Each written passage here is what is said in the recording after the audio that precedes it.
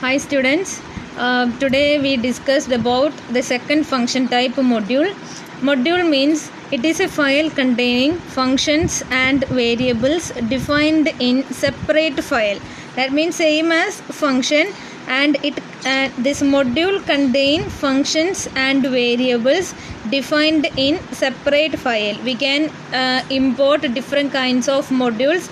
Last year we already discussed these things, math module and random module, all these things we already imported. So you have to read all these things, random, randint, randrange, math module, seal, floor, all these things are here. So you have to read and find out the importance and the syntax of all these functions. And there are three extra functions are here. First one is uniform. The main difference between random and uniform is this: randint is used for returns an integer, but here uniform is used for returning a floating point number in between two numbers. So here that syntax is random dot uniform x comma y. Here x is lower limit, y is upper limit. So this function will return any floating point number in between x and y, and this value should be greater than or equal to x and less than y. Here one example is here. First you have to use random module, you have to import, because uniform is a function of random module. After that you have to use directly that syntax random dot uniform of 1,100. So computer will automatically return any floating point number in between 1,100. Next function is choice. This is also a function of random module. This choice is used for making a random selection from a sequence like list, tuple or string. Its syntax is random dot choice of sequence. Sequence means we can give any list, tuple or any string. One example is here. First you have to import the random module, then you have to use random dot choice of, it is I think it's a dictionary. So 1 colon east, 2 colon west, 3 colon north.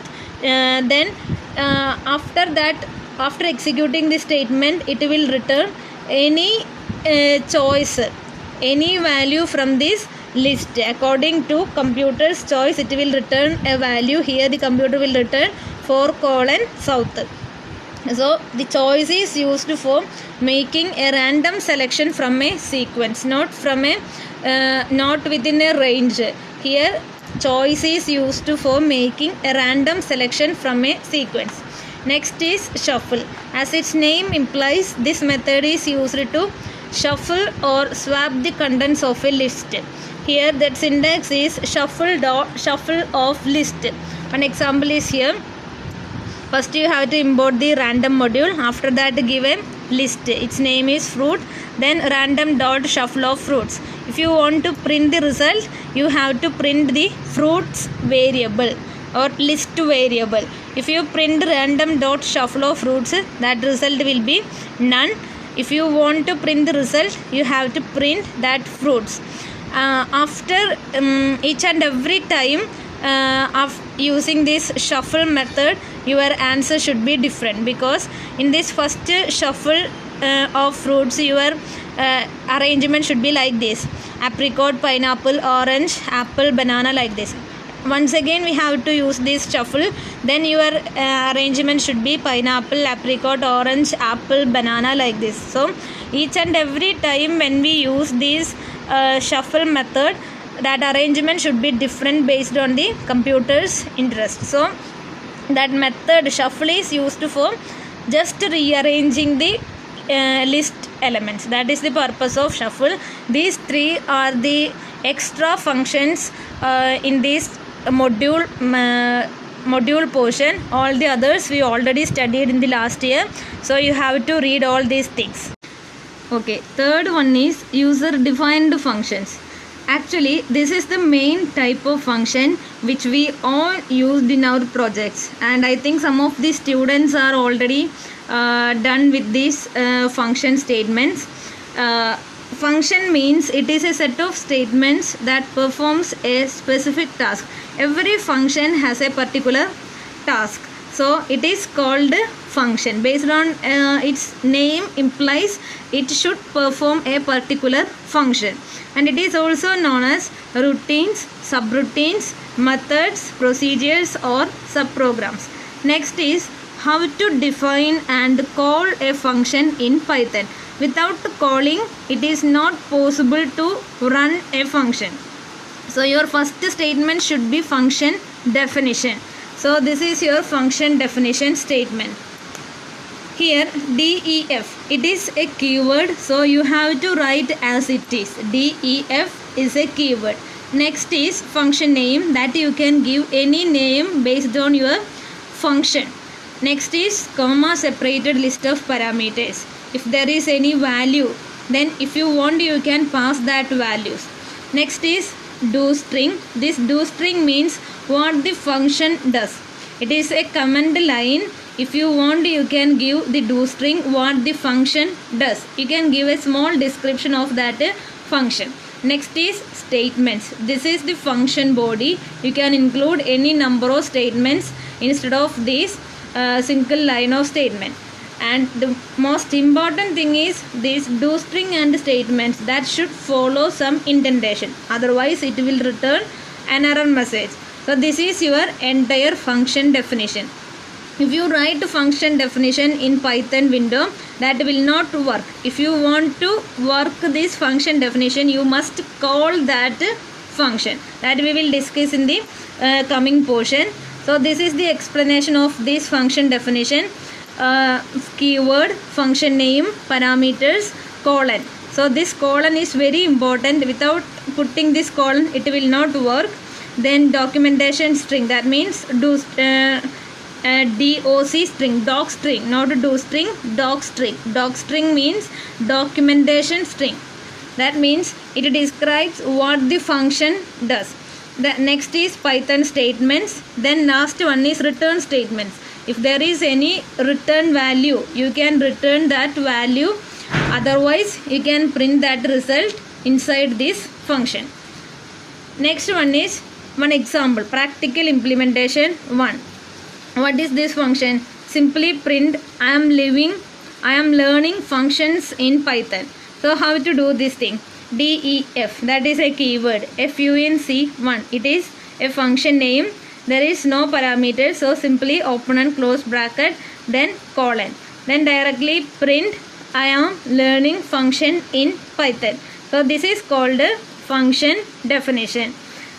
After writing this function definition, you have to call that function. How to call this function? Using this function name. Simply write this function name and open and close bracket. That is called a function call. Once you call this function, it will return the corresponding output.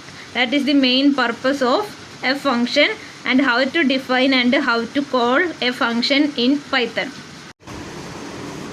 Okay, these kind of functions are called void functions. That means void functions does not contain a return statement. That previous example doesn't contain a return statement. So that kind of functions are called void function. The function which does not contain a return statement is called void functions. That same example is explained again. It will not return any value. It will return the same thing. So next one is practical implementation 2. Def func1 function definition. Here what is the problem? Here indentation is not here, so that is an error. Expected an indented block. So this will return an error message. So you have to use corresponding indentation, otherwise it will return an error message. Next one is the same explanation. In this example, the two statements are here inside that func1. So these two statements have separate indentation. So that also an indentation error. Inside the function, all the statements should follow the same indentation.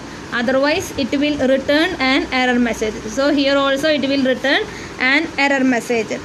Here the last one, listen this indentation. This is the proper indentation. Inside the function all the statements should follow the same indentation, then your function will work in a normal way. Then how function returns a value? DEF, function name, arguments. If there is any return value, you have to use the keyword return and the corresponding value. We can go through one example. Return command in Python specifies what value is to be returned back to the calling function. First we have to call a function, and when we call a function, the control will return back to here, and if we return a value, the control will go to the calling function. Function can take input values as parameters, execute them and return output to the calling function with a return statement. We can go through an example. Listen, this is a simple example. DEF, area rectangle, length comma breadth. Here two values are passed, length and breadth, and we have to calculate the area. Area means length into breadth. Return area. Then this is our calling function. This is our running window. So here we have to use that function name, area rectangle, and you have to pass how many parameters inside this function header. That much values should be passed in your calling. So here 30 comma 20.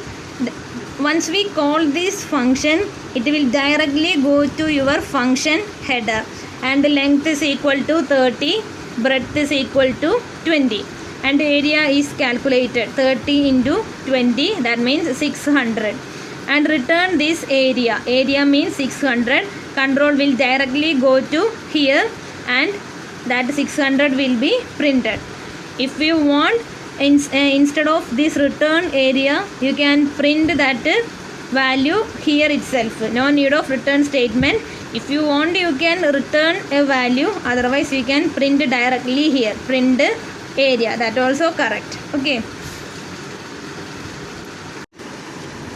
Okay, next example is practical implementation 5. This is a very important program. Write a function to find factorial of a given number. In these kind of questions, you have to write a function. Here the question is write a function to find factorial of a given number. So you have to write a function. What is a factorial of a number? Factorial of a number means, if it is 5 factorial, that means 1 into 2 into 3 into 4 into 5. This is factorial of a number. If it is 3 factorial, that means 1 into 2 into 3. If it is 2 factorial, that means 1 into 2. If it is n factorial, 1 into 2 into 3 into up to n. This is factorial of a number. So how to calculate it using Python statement? So you have to write a function def, give a function name. If you want, you can give any function name, factorial. Then we can give an argument. Then next, how to calculate? Result is equal to 1 while num greater than or equal to 1. Result is equal to result into num. Then num is equal to num minus 1. After closing this loop, return the result. Return result. This is our function definition. This is our function definition for calculating the factorial of a number. All these statements should follow the same indentation. These two statements are part of while loop, so you have to use that corresponding indentation. The next is for I in range 1, 5 colon A is equal to factorial of I print A. This is one method. In textbook another method is there. Then how it will work? That first statement is DEF factorial num. That means it is a function definition. This function definition will work only when we call this function. So first this for loop will work for I in range 1, 5. So what is the value of I? I is equal to 1, 2, 3, 4. So first one will take. Then factorial of I. Factorial of I means factorial of 1.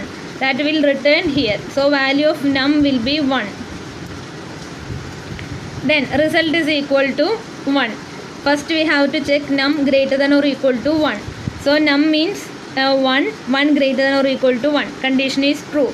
So result is equal to result into num. Result is equal to, result means it is 1 into num. Num means 1. So your answer is 1. Then num is equal to num minus 1. So your new num is 1 minus 1. That means 0. Then loop will work again.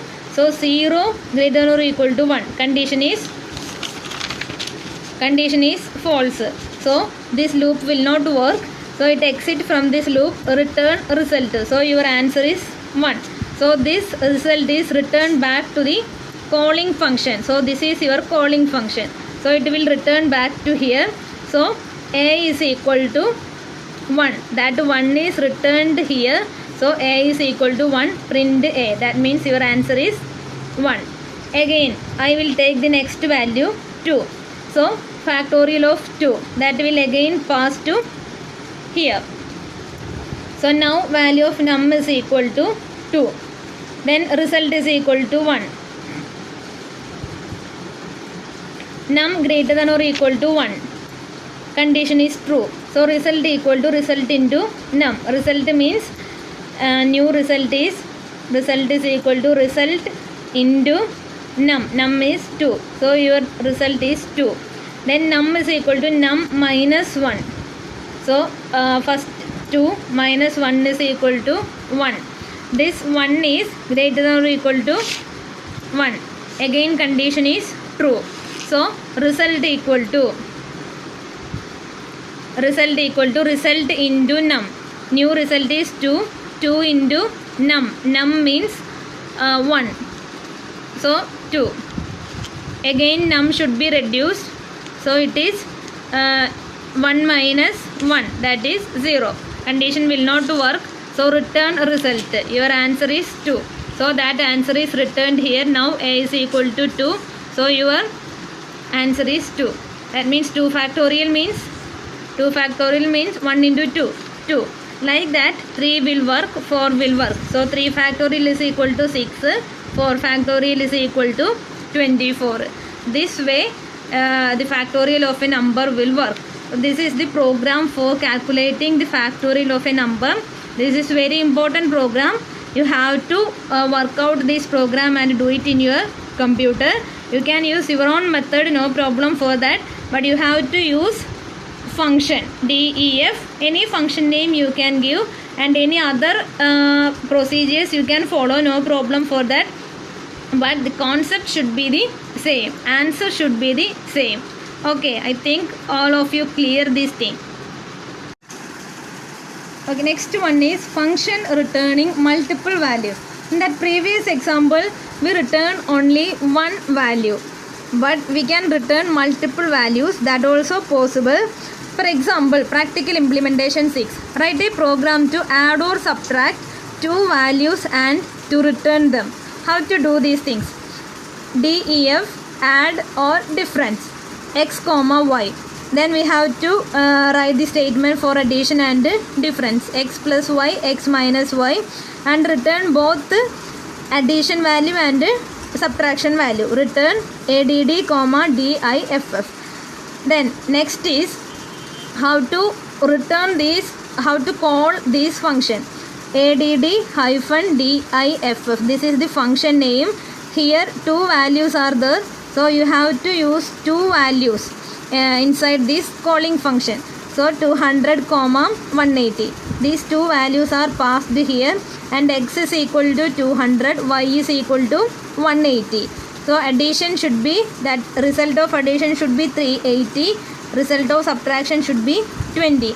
Then return ADD comma DIFF. So two values are returned from here. So here two variables should be used for storing these values.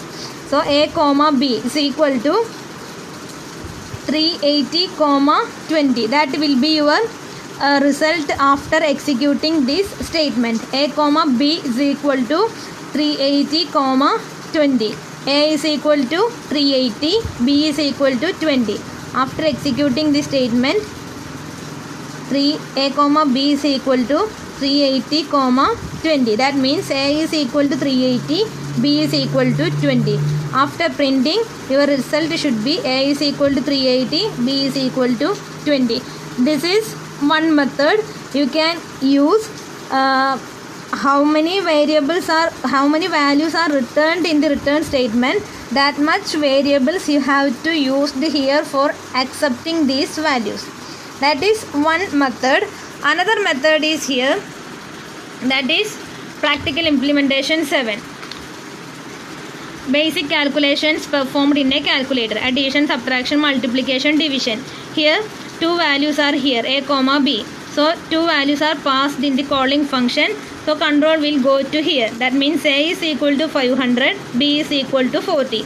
After performing the addition, first answer is 540. Difference means 460. Multiplication means 20,000. Division means 12.5. So here four values are here. So you have to return all these four values. Return, you have to mention that all variables. Then if you want, you can use four separate variables and accessing that variables. Example, if you want, you can use a comma b comma c comma d is equal to calc of 500 comma 40. That means after performing this function calling, your answer should be a comma b comma c comma d is equal to 540 comma 460 comma 20,000 comma 12.5. After that you have to print the value of a, b, c and d. This is one method. Another method is, you can use one variable. A is equal to calc of 500 comma 40. This is another method. That means after executing this statement, a is equal to 540, 460, 20,000, 12.5. That means it is accepted as a sequence. So if you want to print the value of all these results, you have to use for loop. For I in a, print I. So here these four values are here. Then I will take first value, after that second value, third value, fourth value. So your result should be the same as in this first method. So if you want, you can use any method. Both are same. First method is in the return statement, how many values are here, that much variables you have to use here for accepting the result. Otherwise you can use one variable for accepting that all result, and for printing that full value you have to use for loop. For I in a, print I. So this is the two methods for printing multiple values or returning multiple values. Two methods. I think all of you clear all these things. So this is about these are the topics covered in function, and two more programs are here. One is quadratic equation that we already discussed. So you have to read that things, and if you have any doubts, you have to send your doubts to me. I will clarify it. If you have any doubts, listen children, you have to read all these things from your textbook, and if you have any doubts you have to clarify it. Once the class will start, we will not get any time to clarify all these things. So read all these things.